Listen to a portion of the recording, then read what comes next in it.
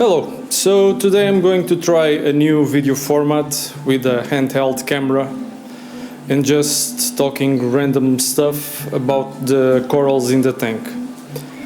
So let's start by looking at the tank as a whole.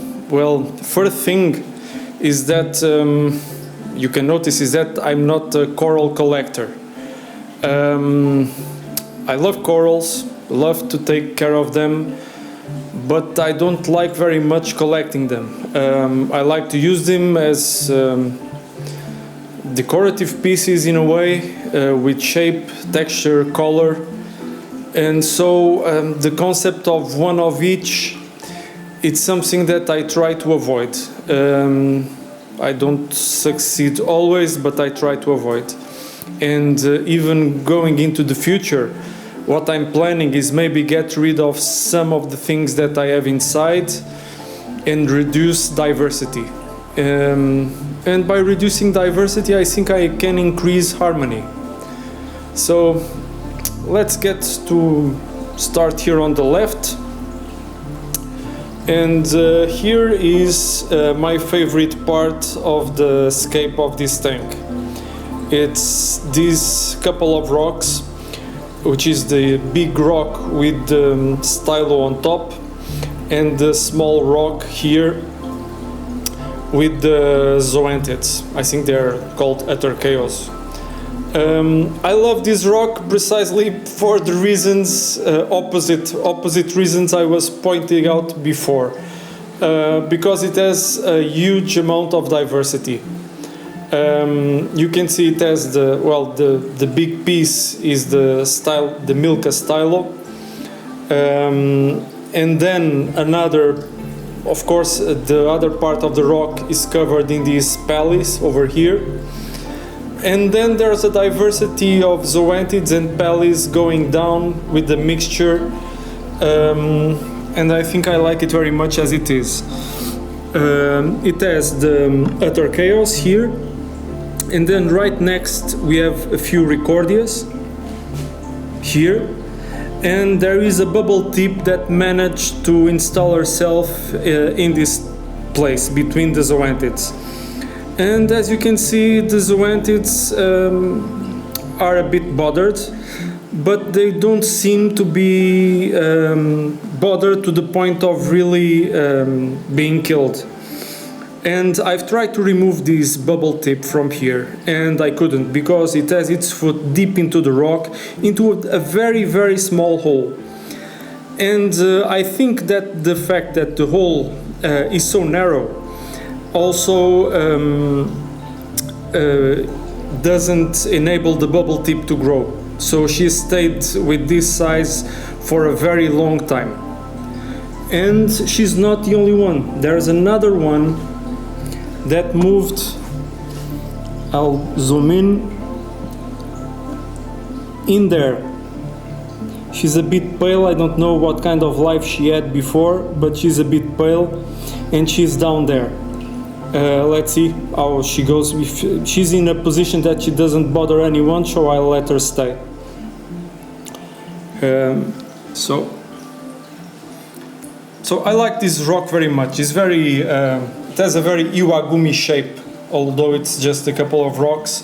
It's the tilted big rock with the small supported structure at the bottom, so I love it very much. Below this rock lives a fish, Willery goby. And so we have a diversity of zoanthids here, and there's also in this rock this dark thing you see here is a kind of very dark purple sponge, which at a point started killing a few of the zoanthids and conquered their space, and I can't get rid of it. And to a certain point I like it. I think it gives a very natural aspect to this rock. Of course, the rock is also home to another couple of fish. At the moment there's only one home, I think, or none. Let me see. No, there's one. There's a flame hawkfish there, but it's deep inside the stylo and it is a bit camera shy and he doesn't want to appear on film. Well, so I let him stay. There's a couple of flame hawkfish here. But we'll discuss fish a bit more deeply in another video. Of course, right behind this rock is that huge structure filled with bubble tip anemones, and I have all these anemones came from a single anemone I got back in 2009, I think, 10 years ago, and many anemones have come out of this tank from that single one. And so that structure is hollow. There's a big cave, even with divisions, underneath that structure that is used by many fish. Nowadays is used mostly, at least 99% of the time, by the two marine bettas. That structure, right next to it, you can see there's another tall structure. It's a pillar with zinnias and bubble tips. I don't know for how long that structure is going to remain there. In a way, I like it. I think it's a cool structure with that huge crown of zinnias on top and bubble tips. And I know that the zinnias will end up winning the war for territory on that rock and manage to kick the bubble tips out. But right now I think it's cool that it has that mix of zinnias and bubble tips, but the bubble tips are getting a bit suffocated. And so at the bottom of the structure there are also some bubble tips that are beginning to spread and colonizing the base of the pillar. But I'm not sure if I'm going to leave that pillar there or at some point move it to the refugium. The tank is a bit, of course, as not only the camera but even our eyes deceive us when we look at the tank, because the tanks look much more shallow than they are in reality. Because this tank is, I believe, around 36 inches wide, and it doesn't look very much like it. This is a nice view because it has a kind of meandering path. It's a bit of a canyon. I quite like this side view. Well, let's proceed. Here in the center, it's a very complex structure with, I think, 1, 2, 3, 4, 5, 6, 7 rocks that create lots of pathways. Unfortunately, these two guys over here decided to sleep there every night, and what happens is that they move lots of sand around and fill those great spaces I created for the fish with sand. And so most of those spaces I created between the rocks are not easily usable by the fish. Only these two. Well, let's start at the bottom. We have a small isolated ball of green star polyps that I carefully have separated from the main structure. I don't want them to colonize the structure. I'll possibly be adding a small rock next to it because I don't like very much this very ball. It looks a bit like a ball and I want to get rid of that shape. So I'll possibly put another rock to the side and let them colonize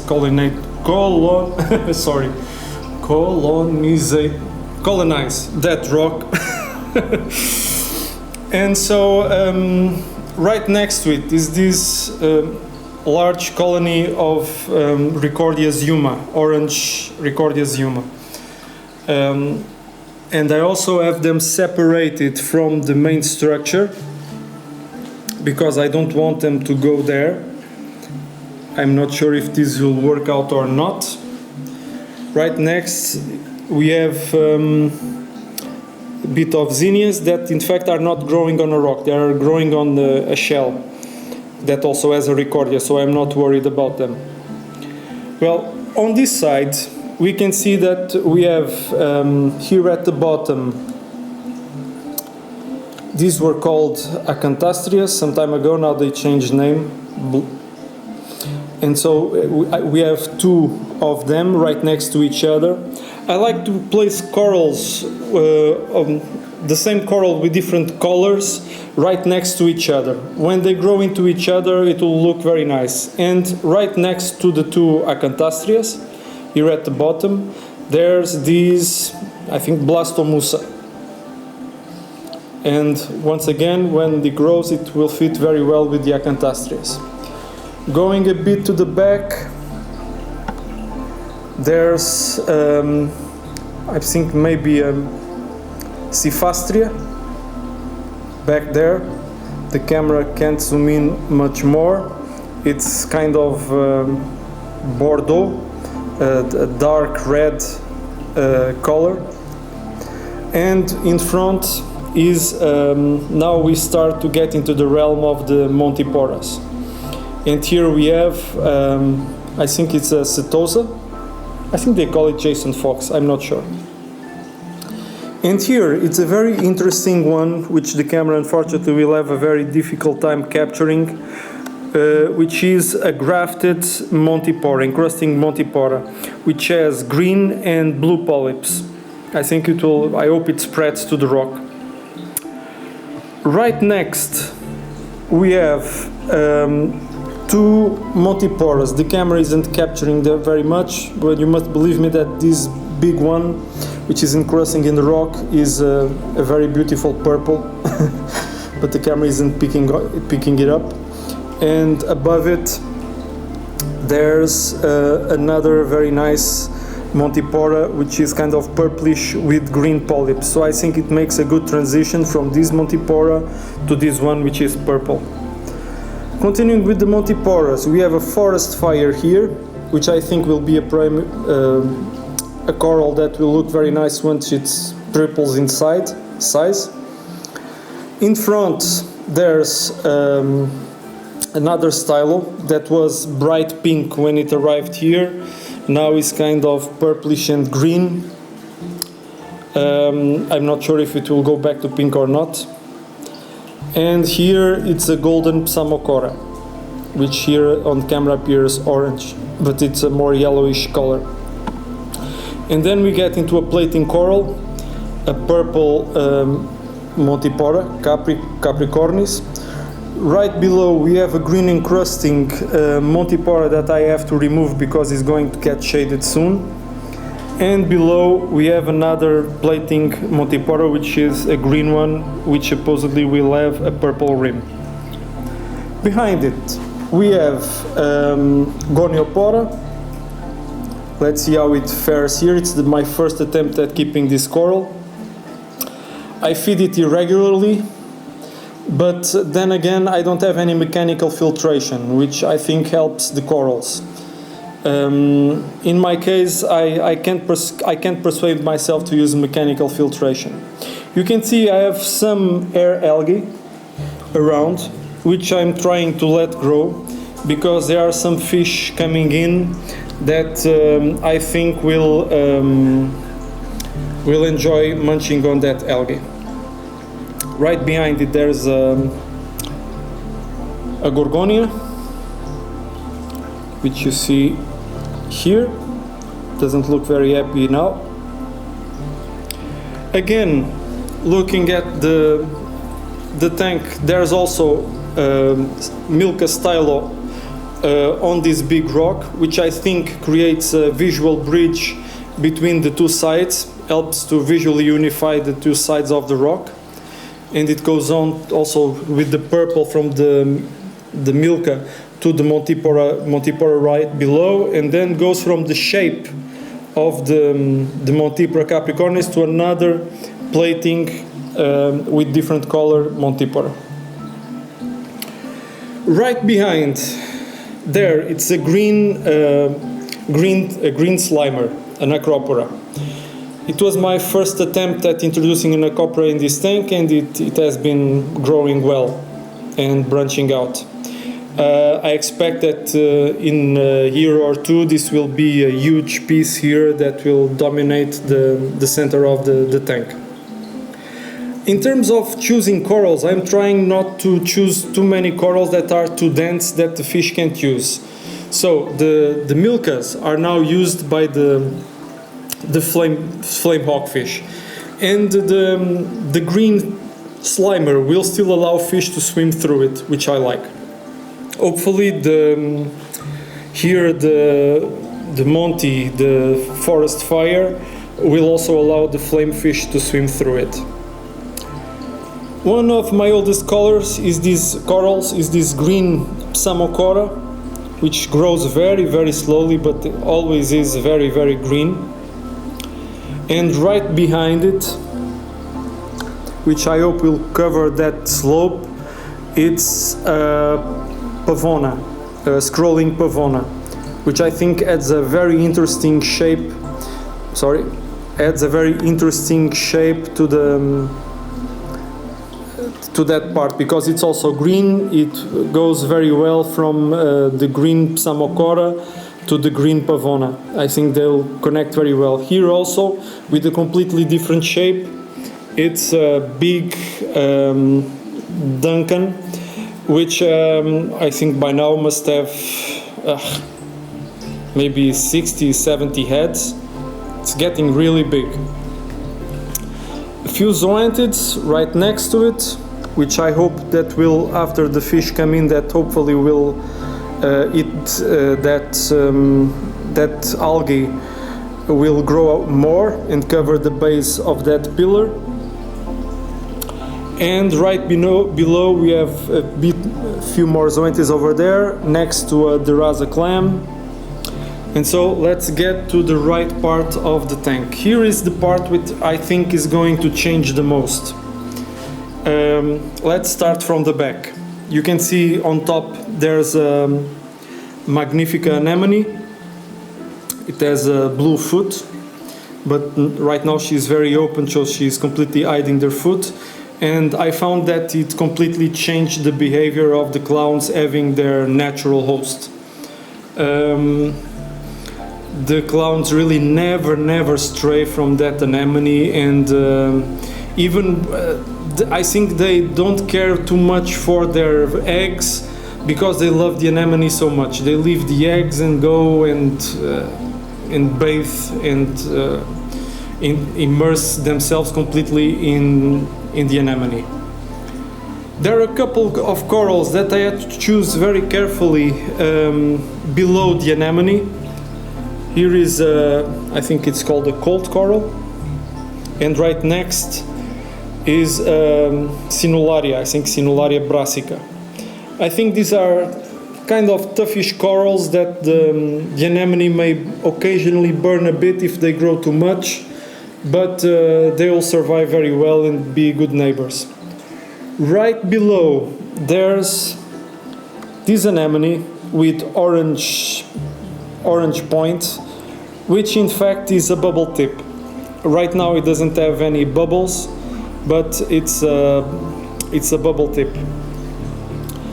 Right next there's another Monty, orange Monty, which I'm not sure if it's plating or encrusting. To tell the truth, it seems like it's starting to plate, but it has a big growth, so I'm not sure. And from here everything will have to change at some point. Well, we have the zinnias there, which I think are going to leave this, are going to go down to the refugium, probably today. Right here is my Truchyphilia, which has not been looking very well for the past weeks. It has been looking like this, deflated. You don't see the skeleton showing, but it's not looking very good. I'll try to feed it tonight after the gobies have gone to sleep, and so because they of course learned to steal food from it, so I stopped feeding because it was impossible. And right here we have this huge leather coral. I like it very much, but it's getting too big. And I'll probably at some point, I'm sorry to say, have to get rid of it. My idea is to create a very small structure here with probably 3 small rocks that can be inhabited by some fish. And on top, copy part of what I have here, which is the green slimer and the forest fire. And that once again will help unify this part of the tank. So the milkas are creating the bridge on the left, and the green slimer and the forest fire Monty will help unify on the right once I take this leather coral out and manage to have some growth on these 2 corals that enabled me to frag them. Right now they are too small. I think I covered pretty much almost all of it. Right back there, there's what's probably one of my oldest corals, which is, let me go around. Oops, sorry. It's a fungia, which has a particularity. It has 3 mouths. Here is one, here is another, and another one is down there behind, but it has 3 mouths. She came as an hitchhiker on a rock, and at some point she just let loose of the rock and went to the sand and has grown. I have it here because she occupies a great deal of real estate. Right now let's have a look of the tank from the back. You see there's the big ball of Duncan right next to the Psamocora and the Pavona. Here is the big pillar with the zinnias and the BTAs, and here is the cave of the bubble tips, which you can see there's a big entrance here. And I think I covered everything. In terms of aquascape, would I set up a tank like this if I started again? No, I'd made plans completely different. But what happens is that I have here corals that are, I think, about now 13 years old. I just can't get rid of them. Although they don't fit very much, the layout, they're a bit like pets, namely that fungia back there. So there are many corals here that are old, and I have to somehow make them fit. And so I try to make the best with what I have. As I said, my favorite part is this left structure. I really, really love it. Right now, this central structure is not to my liking. I'm hoping that when the corals grow, it will create something that I expect to like much better. The back structure, where is the Magnifica, I like it. And this part here where the leather coral is has to change. Really has to change. I forgot to talk about a squamosa clam that's here. These 2 clams are new. I chose the ugliest ones that they were there because I think the ugliest ones will survive for sure. So let's hope. Okay, once again, thanks for watching. Next video I'll probably talk about the fish. Right now in this tank there are over 20 fish. A few more will enter tomorrow because they are right now in quarantine. But as you can see, with over 20 fish, this is what you see in the tank, the kind of movement. But we'll talk more about that next video. Thanks.